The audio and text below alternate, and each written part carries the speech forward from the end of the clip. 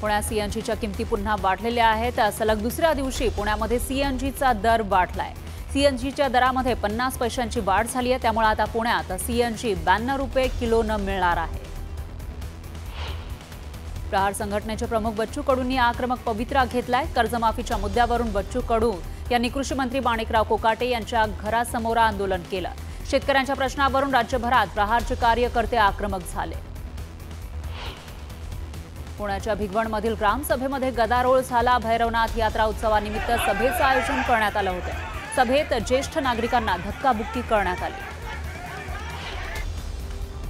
Police अधिकारी अश्विनी बिद्रे हत्याकांड प्रकरणाची सुनावणी पुढे ढकलण्यात आली आहे। पनवेल सत्र न्यायालयाने दिलेल्या निकालानुसार या प्रकरणाची अंतिम सुनावणी 21 एप्रिल रोजी होणार आहे। माझी आई महिला पोलीस अधिकारी होती तरी सुद्धा आम्हाला न्याय मिळत नाही याचं वाईट वाटतं, अशी खंत अश्विनी बिद्रे यांच्या मुलीनं बोलून दाखवली। बोलताना तिला अश्रू अनावर झाले। आयआरसीटीसी कर्मचाऱ्यांकडून प्रवाशांना मारहाण करण्यात आल्याचा धक्कादायक प्रकार समोर आलाय।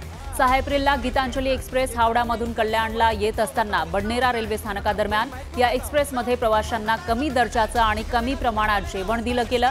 शिवाय त्यांच्याकडून जास्तीचे पैसे आकारले जात असल्याचा आरोप प्रवाशांनी केला होता। गीतांजली एक्सप्रेसमध्ये आयआरसीटीसी कर्मचाऱ्यांची दादागिरी पाहायला मिळाली। पाण्याच्या बाटल्या आणि खाद्यपदार्थ एमआरपी पेक्षा जास्त किमतीत देत असल्याची तक्रार केली होती। त्यामुळे सामाजिक कार्यकर्त्याला मारहाण करण्यात आल्याची माहिती आहे। पुण्याच्या हांडेवाडीमधील एका कुत्रीवर तरुणानं अनैसर्गिक अत्याचार केल्याचा धक्कादायक प्रकार समोर आलाय। तर हलीमुद्दीन शेख नामक तरुणानं फिर्यादी चंद्रशेखर यादव यांच्या घरामध्ये कोणी नसताना कुत्रीवर अत्याचार केला। सीसीटीव्ही फुटेज तपासल्यावर ही बाब समोर आली। उल्हासनगरमध्ये क्षुल्लक कारणावरून एका तरुणावर भर रस्त्यात तीक्ष्ण हत्यारानं जीवघेणा हल्ला करण्यात आला। या प्रकरणी उल्हासनगर हिल लाईन पोलीस ठाण्यामध्ये गुन्हा दाखल करण्यात आलाय। पत्नीसोबत अनैतिक संबंध असल्याच्या रागातून पश्चिम बंगालमध्ये 2 तरुणांनी एकाची गोळ्या घातल्या होत्या आणि हत्या केली होती। या प्रकरणी एका आरोपीला अटक करण्यात आली आहे तर दुसरा आरोपी फरार झाला। दरम्यान दुसऱ्या आरोपीला डोंबिवलीमध्ये अटक करण्यात आली आहे। राजकोट इथल्या छत्रपती शिवाजी महाराजांच्या पूर्णाकृती पुतळ्याचं 1 मे रोजी अनावरण होणार आहे। या सोहळ्याला मुख्यमंत्री फडणवीस उपस्थित राहणार आहेत। तर या पुतळ्याचं 70 ते 75% काम पूर्ण झालंय। फुले चित्रपटावरून दिग्दर्शक अनंत महादेवन यांनी स्पष्टीकरण दिलंय। हा सिनेमा ब्राह्मण समाजाच्या विरोधात नाही तर सेन्सॉर बोर्डाने जेवढे बदल सांगितले होते त्याप्रमाणे बदल करण्यात आले असं महादेवन म्हणाले। वित्त खात्याच्या सचिवांसोबत परिवहन मंत्री प्रताप सरनाईक यांची बैठक झाली। दरम्यान 7 तारखेच्या आत एसटी कर्मचाऱ्यांचा पगार होणारच असा विश्वास सरनाईक यांनी व्यक्त केला। काही अधिकाऱ्यांच्या चुका झाल्या, आता पुढे होणार नाही अशी ग्वाही त्यांनी दिली। मुंबई पालिकेचे आयुक्त भूषण गगराणी यांना शिवसेना युबीटीनं पत्र लिहिलेलं आहे। तर मुंबईमधील सर्व धर्मादाय रुग्णालयांमध्ये नियमांचं काटेकोरपणे पालन व्हावं अशी मागणी शिवसेना युबीटीकडून करण्यात आली आहे। केंद्रीय गृहमंत्री अमित शहा उद्या रायगड दौऱ्यावर येणार आहेत। त्याच पार्श्वभूमीवर किल्ले रायगडावर जय्यत तयारी सुरू आहे। यावेळी पोलिसांचा मोठा बंदोबस्त तैनात करण्यात आला आहे। किल्ले रायगडावर होळीचा माळ ते जगदीश्वर मंदिर दरम्यान केंद्रीय गृहमंत्री अमित शहा इलेक्ट्रिक कारनं प्रवास करणार आहेत। यासाठी माती टाकून रस्ता बनवण्यात आलाय। या रस्त्यावरून इलेक्ट्रिक कारची चाचणी घेण्यात आली। भरत गोगावलेंना रायगडचे पालकमंत्रीपद मिळालं नाही तर मोठा उठाव होईल असं विधान आमदार महेंद्र दळवींनी केलंय। प्रोटोकॉलनुसार गोगावले हे 4 टर्मचे आमदार आहेत, त्यामुळे त्यांना हे पद मिळणं अपेक्षित आहे असं दळवी म्हणाले। सिंधुदुर्गच्या नांदगाव वाघेरीमध्ये कृषी बाजार समितीचं नवं मार्केट यार्ड उभारलं जाणार आहे। खासदार नारायण राणे, पणन मंत्री जयकुमार रावल यांच्या उपस्थितीमध्ये भूमिपूजन करण्यात आलं। दरम्यान नामफलकाचंही अनावरण करण्यात आलं। पुण्यातील तनिषा भिसे मृत्यू प्रकरणाचा 3रा अहवाल सचिवांकडे सादर झाला। त्यानंतर आता 3ही अहवालांचा एक अंतिम अहवाल सचिव तयार करणार आहेत। त्यानंतर अंतिम अहवाल मुख्यमंत्र्यांकडे पाठवला जाणार आहे। मुख्यमंत्री फडणवीस या अहवालावर काय निर्णय देणार याकडे सर्वांचं लक्ष आहे। काँग्रेसचे नेते हर्षवर्धन सपकाळ यांनी भिसे कुटुंबाची भेट घेतली। यावेळी त्यांनी भिसे कुटुंबाचं सांत्वन केलं। पुण्यातील गर्भवती मातेच्या मृत्यू प्रकरणी सरकार वेळ काढूपणा करत असल्याचा आरोप काँग्रेस प्रदेशाध्यक्ष हर्षवर्धन सपकाळ यांनी केला। सरकारनं रुग्णालय ताब्यात घ्यावं अशी मागणी त्यांनी केली। यानंतर एक ब्रेकिंग न्यूज आहे। तहव्वूर राणाला भारतात आणण्यामागे राजकीय हेतू असल्याचं राऊत म्हणतात। ठाकरे गटाचे खासदार संजय राऊत यांनी तहव्वूर राणाच्या प्रत्यार्पणावरून भाजपवर निशाणा साधला। बिहार निवडणुकीदरम्यान फाशी दिली जाईल असं राऊत म्हणतात। तहव्वूर राणाला भारतामध्ये आणण्यामागे राजकीय हेतू असल्याचा दावाही संजय राऊतांनी केला आहे। तर बिहार निवडणुकीदरम्यान त्याला फाशी दिली जाईल असं संजय राऊत म्हणाले। त्यावर मुख्यमंत्री फडणवीस यांनी राऊतांना टोला लगावलाय। मी मूर्खांना उत्तर देत नाही, तुम्ही हे चालवा। मी पुन्हा सांगतोय, मी मूर्खांना उत्तर देत नाही असं मुख्यमंत्री फडणवीस म्हणाले। आता सध्या बिहार विधानसभा निवडणुका येईपर्यंत ते तहव्वूर राणा फेस्टिवल करतील, तहव्वूर राणा उत्सव, हे काही करू शकतात। मैं वापस आपको कहता हूं, मूर्खों को मैं जवाब नहीं देता। आप ये मेरा चलाइए कि मैं मूर्खों को जवाब नहीं देता। मैं वापस आपको कहता हूं, मूर्खों को मैं जवाब नहीं देता। आप ये मेरा चलाइए कि मैं मूर्खों को जवाब नहीं देता। यानंतर पुन्हा घेऊयात बातम्यांचा वेगवान आढावा। गंगाखेडच्या रुमना जावळा इथं 35 वर्षीय व्यक्तीनं गळफास घेऊन आत्महत्या केली। दरम्यान आत्महत्येचं कारण अद्याप अस्पष्ट आहे। चिपळूण गुहागर हायवेवरील रामपूर तांबी घाटामध्ये अज्ञातानं लावलेल्या आगीमध्ये शेकडो एकर जंगल जळून खाक झालं। असे प्रकार वारंवार घडत असल्यामुळे पर्यावरणाला धोका निर्माण झाल्याचा आरोप पर्यावरणप्रेमींनी केला। सिंधुदुर्गमध्ये प्रवाशांचे दागिने आणि रोख रक्कम लंपास करणाऱ्या टोळीचा पर्दाफाश करण्यात आला। त्यावेळी पोलिसांनी मध्य प्रदेशच्या 4 सराईत चोरट्यांना अटक केली आहे। त्यांच्याकडून कारसह मुद्देमाल जप्त करण्यात आला। मुळशीच्या नेरे गावात डंपर चालकानं दुचाकी स्वाराला चिरडलं। या अपघातामध्ये दुचाकी स्वाराचा दुर्दैवी मृत्यू झाला। संपूर्ण घटना सीसीटीव्हीमध्ये कैद झाली आहे। नागपूरच्या अजनी पोलीस ठाण्याच्या हद्दीमध्ये एमडी ड्रग्जची तस्करी करणाऱ्या आरोपीला ताब्यात घेण्यात आलंय। तर कारवाईमध्ये पोलिसांनी 7.30 ग्रॅम एमडी ड्रग्ज जप्त केलं। कणकवलीच्या नांदगावमध्ये अनधिकृत दुकानांवर कारवाई करण्यात आली आहे। यावेळी पोलिसांचा तगडा बंदोबस्त तैनात करण्यात आला होता। बुलढाण्याच्या शेगावमध्ये एक 11 वर्षीय विद्यार्थ्याचा मृत्यू झाला। उन्हाच्या कडाक्यामुळे तब्येत खालावली होती, त्यामुळे रुग्णालयात उपचारासाठी त्याला दाखल करण्यात आलं होतं। उपचारादरम्यान त्याचा मृत्यू झाला। नागपूरच्या गायत्रीनगर परिसरातील एका किराणा दुकानामध्ये चोरट्यानं डल्ला मारला। खरेदी करण्याच्या बहाण्यानं दुकानात शिरत त्यानं सोन्याचे दागिने आणि पैसे लंपास केले। दरम्यान पोलिसांनी सीसीटीव्हीच्या आधारे चोरट्याला अटक केली आहे। दातीवली तलावाच्या सुशोभीकरणाचं काम सुरू असतानाच नवीन बांधण्यात येणारी भिंत कोसळली। बाजूला उभ्या असलेल्या रिक्षा आणि स्कूटरचं नुकसान झालं। पुणा नांदेड महामार्गावर नांदेडहून पुण्याकडे येत असलेल्या भरधाव कारचं टायर फुटला, त्यामुळे समोरून येणाऱ्या दुचाकीला धडक बसली। या अपघातामध्ये दुचाकीस्वार गंभीर जखमी झाला। या घटनेनंतर कार चालकानं पळ काढला, त्यामुळे पोलिसांकडून अधिक तपास सुरू करण्यात आला। नालासोपाऱ्यामध्ये राहणाऱ्या रोहन तिवारी या 22 वर्षीय तरुणाच्या कुटुंबियांना रात्री एक व्हिडिओ पाठवण्यात आला। संबंधित तरुणाचं अपहरण करून त्याला मारहाण केल्याचा व्हिडिओ पाठवून 3 लाखांच्या खंडणीची मागणी करण्यात आली। दरम्यान गोवंडी शिवाजीनगर पोलिसांनी आरोपींचा शोध घेत तरुणाची सुटका केली। बोरिवली पश्चिमेतील एका सोसायटीमध्ये राहणाऱ्या व्यक्तीकडून एमडी ड्रग्ज जप्त करण्यात आलाय। गुंजन छेडा असं आरोपीचं नाव आहे। त्यांच्या 54 ग्रॅम एमडी ड्रग्ज त्याच्याकडून जप्त करण्यात आलाय। उल्हासनगर पालिकेसमोर फी वाढी विरोधात विद्यार्थ्यांनी ठिय्या आंदोलन केलं। लहुजी शक्ती सेनेच्या नेतृत्वात विद्यार्थ्यांनी फी वाढ रद्द करावी अशी मागणी केली। दरम्यान विद्यार्थ्यांना त्रास देणाऱ्यांवरही कारवाई करण्याची मागणी करण्यात आली। मीरा भाईंदर पालिकेनं कचरा प्रोसेसिंग युनिटला डम्पिंगचं स्वरूप दिल्याचा आरोप नागरिकांनी केलाय। दरम्यान इथल्या कचऱ्याला नेहमी आग लागत असल्यानं नागरिकांनी चिंता व्यक्त केली। तर प्रशासनानं तातडीनं उपाययोजना करण्याची मागणी करण्यात आली आहे। बदलापूर वांगणी रेल्वे स्थानकादरम्यान कासगाव रेल्वे स्थानक करण्याची मागणी केली जाते। यासाठी रेल्वे प्रशासनानं सकारात्मक भूमिका घेत या रेल्वे मार्गाचा सर्वे करून रेल्वे बोर्डाकडे अहवाल देणार असल्याचं सांगितलंय। उल्हासनगर पालिकेनं पाणीपट्टीच्या दरात वाढ केली आहे, त्यामुळे मनसैनिक आक्रमक झाले। अनेक ठिकाणी पाणी टंचाई, कमी दाबानं पाणी पुरवठा अशा समस्या असतानाही दरात वाढ केल्यानं नागरिक संतापले। याला विरोध दर्शवण्यासाठी मनसेनं नागरिकांची स्वाक्षरी मोहीम सुरू केली। सोलापूर शहरात ठिकठिकाणी दूषित पाणी पुरवठा होत असल्याच्या तक्रारीनंतर सोलापूर महापालिका प्रशासन ॲक्शन मोडवर आले।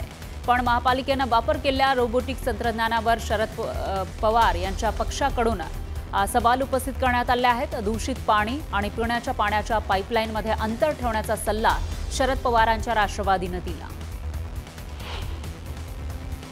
मालवण बस स्थानकातील जुनी वादग्रस्त इमारत जमीनदोस्त करण्यात आली आहे. पण या कारवाई दरम्यान जुन्या इमारतीचा काही भाग नवीन इमारतीवर कोसळला, त्यामुळे मोठ्या प्रमाणात नुकसान झालंय. गणपतीपुळे समुद्रकिनाऱ्याजवळ मालगुंड गायकवाडी समुद्रकिनाऱ्यावर मृतावस्थेत डॉल्फिन मासा सापडला. हा मासा 12 फूट लांब आणि जवळपास 15 वर्षांचा असल्याचा अंदाज आहे. मावळ तालुक्यातील महत्त्वाचं समजल्या जाणाऱ्या आंध्रा धरण पाणलोट स्टंटबाजीचे प्रकार या ठिकाणी दिसत आहेत. काही स्थानिक ग्रामस्थ धोकादायक पद्धतीनं धरणाच्या पाण्यामध्ये मोटारसायकल चालवत आहेत. अशा स्टंटबाजीमुळे अपघाताची शक्यता नाकारता येत नाही. वक्फ दुरुस्ती विधेयकाला विरोध करत मुस्लिम बांधवांनी नागपूरच्या संविधान चौकात आंदोलन केलं. वक्फ दुरुस्ती विधेयक रद्द करण्याची मागणी यावेळी करण्यात आली. धाराशिवमध्ये आरोपींच्या अटकेसाठी एका महिलेनं आमरण उपोषण केलं. कुटुंबावर जीवघेणा हल्ला केल्याच्या तक्रारीची पोलिसांनी दखल घेतली नसल्याचा आरोप त्यांनी केला. तर तातडीनं हल्लेखोरांना अटक न केल्यास आत्मदहनाचा इशारा महिलेनं दिला. वेळेवर वेतन आणि पेन्शनच्या मागणीसाठी नांदेड महापालिकेतील कर्मचाऱ्यांनी आयुक्तांच्या दालनाबाहेर ठिय्या आंदोलन केलं. मार्च महिन्यामध्ये वेतन अद्याप मिळालं नाही. मार्च महिन्याचं त्यामुळे कर्मचारी आक्रमक झाले. महात्मा फुलेंच्या जीवनावर आधारित चित्रपटाची तारीख पुढे ढकलल्यानंतर पुण्यात वंचित बहुजन आघाडी आक्रमक झाली. प्रकाश आंबेडकर यांच्या उपस्थितीमध्ये पुण्यात आंदोलन करण्यात आलं. जालना जिल्ह्यातील घनसावंगी तहसील कार्यालयासमोर रयत क्रांती संघटनेनं आंदोलन केलं. शेतकऱ्यांच्या विविध मागण्यांसाठी रयत क्रांती संघटना आक्रमक झाली. सांगलीमध्ये गॅस दरवाढी विरोधात शरद पवार गटाच्या वतीनं आंदोलन करण्यात आलं. गॅस दरवाढी विरोधात निदर्शनं करत निषेध नोंदवण्यात आला. तातडीनं गॅस दरवाढ रद्द करावी अशी मागणी करण्यात आली. थोरले प्रतापसिंग महाराज यांचं महात्मा फुलेंनी अनुकरण केलं. प्रतापसिंग महाराज यांनी सर्वप्रथम त्यांच्या राजवाड्यात स्त्रियांसाठी शाळा सुरू केली होती असं वक्तव्य उदयनराजे भोसलेंनी केलं. उदयनराजेंच्या या वक्तव्यानंतर नव्या वादाची शक्यता आहे. उदयनराजेंच्या वक्तव्यावरून ओबीसी नेते लक्ष्मण हाके आक्रमक झाले. प्रतापसिंग यांचं कार्य काय आहे, प्रतापसिंग म्हणून त्यांना महाराष्ट्र ओळखतो का, असा सवाल त्यांनी विचारला. उदयनराजे असं बोलणार असतील तर आम्हालाही बोलावं लागेल असं हाके म्हणाले. FB म्हणजे फुकट बाबूराव असं म्हणत एकनाथ शिंदेंनी ठाकरेंना टोला लगावला. दरम्यान गद्दार बाबूरावपेक्षा फुकटचा बाबूराव काय वाईट आहे असं प्रत्युत्तर अंबादास दानवेंनी दिलंय. कृषी मंत्र्यांना पदावर राहण्याचा अधिकार नाहीये असा हल्लाबोल खासदार बशंग सोनवणेंनी केला. कृषी मंत्र्यांना बेताल वक्तव्य करण्यास शोभत नाही असं सोनवणे म्हणाले. उद्धव ठाकरे केवळ मासे मटण खाण्यासाठी कोकणात येतात असा हल्लाबोल नारायण राणेंनी उद्धव ठाकरेंवर केला. त्यामुळे ते आले की हॉटेलमध्ये कोंबडी वडे मासे बंद ठेवायचे असं हॉटेल व्यावसायिकांना सांगितल्याचा टोला नारायण राणेंनी लगावला. लासलगाव बाजार समितीच्या सभापतीपदी भुजबळ समर्थक DK जगताप तर उपसभापतीपदी ललित दरेकर यांची बिनविरोध निवड झाली. बाजार समितीचा खरा मालक शेतकरी आहे. त्यांना सर्व सोयी सुविधा देण्यासाठी आपण प्रयत्न करणार असं नवनिर्वाचित सभापती DK जगताप यांनी सांगितलंय. केंद्राकडून महाराष्ट्रातील रेल्वे प्रकल्पांसाठी भरघोस निधी देण्यात आलाय. महाराष्ट्रासाठी 1,73,000 कोटींचे रेल्वे प्रकल्प मंजूर करण्यात आले. राज्यातील मूलभूत सुविधा वाढवण्यावर भर देण्यात येणार आहे आणि मुंबईतील अनेक प्रकल्प प्रगतीपथावर आहेत अशी माहिती मुख्यमंत्री फडणवीसांनी दिली. राज्यातील 132 रेल्वे स्थानकांचा पुनर्विकास सुरू असल्याचंही फडणवीसांनी सांगितलं. चंद्रपूरमध्ये गुंतवणूक शिखर परिषदेचं आयोजन करण्यात आलं. यावेळी सुधीर मुनगंटीवार, जोरगेवार आणि जिल्हाधिकारी उपस्थित होते. यातून चंद्रपूर जिल्ह्यामध्ये 17,431 कोटींची गुंतवणूक केली जाणार आहे. यातून 14,100 रोजगाराच्या संधी उपलब्ध होणार आहेत. यानंतर एक मोठी बातमी आहे. महात्मा फुलेंच्या जयंतीच्या निमित्तानं अनेक नेते अभिवादनासाठी फुले वाड्यावर येत आहेत. वेगवेगळ्या घोषणाही करतायत. पण 1994 पासून घोषणा झालेलं महात्मा फुलेंचं राष्ट्रीय स्मारक 31 वर्षांनंतरही लाल फितीत अडकून पडलंय. परिणामी छगन भुजबळ यांनी उपोषण करावं लागेल अशी भूमिका घेतलेली आहे. पाहूया त्यावरचा हा स्पेशल रिपोर्ट. फुलेवाड्याच्या परिसरात महात्मा फुलेंचं राष्ट्रीय स्मारक करण्याची घोषणा 1994 मध्ये करण्यात आली. तत्कालीन राष्ट्रपती शंकर दयाळ शर्मा यांच्यासमोर फुलेवाडा लोकार्पणाच्या कार्यक्रमात घोषणा करण्यात आली होती. त्याला आता 31 वर्ष होऊन सुद्धा आजूबाजूची जागा ताब्यात घेण्याचे प्रयत्न झालेले नाहीये. त्यामुळे स्मारकाचं काम पुढे सरकू शकलं नाहीये. परिणामी संतापलेल्या छगन भुजबळांनी थेट उपोषण करावं लागेल अशी अगतिकता व्यक्त केली आहे. किंवा हे जर होणार नसेल तर मग आम्हाला आंदोलनाचं पाऊल सुद्धा उचलावं लागेल. ती परिस्थितीची पाळी आमच्यावर कृपा करून आणू नका. लोक तयार आहेत. मुख्यमंत्री उपमुख्यमंत्री त्यांनी पैसे सुद्धा पाठवलेले आहेत. छगन भुजबळांच्या या संतापात तथ्यही आहे. कारण पालिकेने भूसंपादन करायच्या 91 मालमत्तांच्या मालकांसोबत तडजोडी करून जागा उपलब्ध करून घेणं आवश्यक होतं. मात्र महापालिकेच्या अनास्थेमुळे स्मारकाचं काम पुढे सरकलेलं नाहीये. 200 कोटी वर्ग केल्याचं अजित पवार सांगतायत. मात्र दादा कठोर भूमिका घेताना दिसत नाही. ज्यांचं प्रॉपर्टी आम्ही घेणार आहोत किंवा ज्यांना हे सगळं स्मारक मोठं करण्याच्या करता त्यांच्या वर्षानुवर्ष राहत असलेल्या जागा किंवा घरंही सोडावी लागणार आहेत, त्यांचंही चांगल्या पद्धतीनं पुढं पुनर्वसन व्हावं. सगळ्या परिस्थितीचा अंदाज घेतलेल्या चंद्रकांत पाटील यांनी भुजबळ यांच्या सांगण्यावरून अजित पवारांशी बोलून 17 तारखेला पालिका अधिकाऱ्यांसोबत भूसंपादनाची बैठक घेणार असल्याचं जाहीर केलं.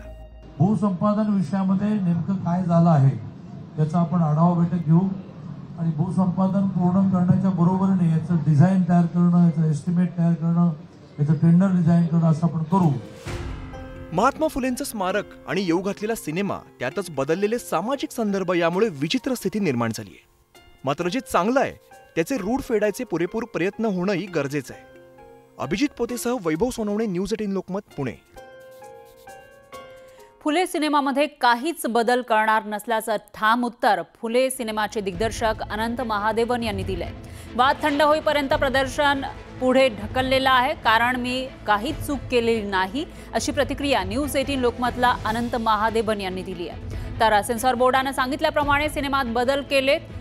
फुले सिनेमाचा ट्रेलर बघून अंदाज लावू नका असं आवाहन सुद्धा त्यांनी केलंय. कारण सर 15 दिवस तुम्ही प्रदर्शन जे आहे म्हणजे रिलीज डेट जी आहे ती पुढे ढकललेली आहे.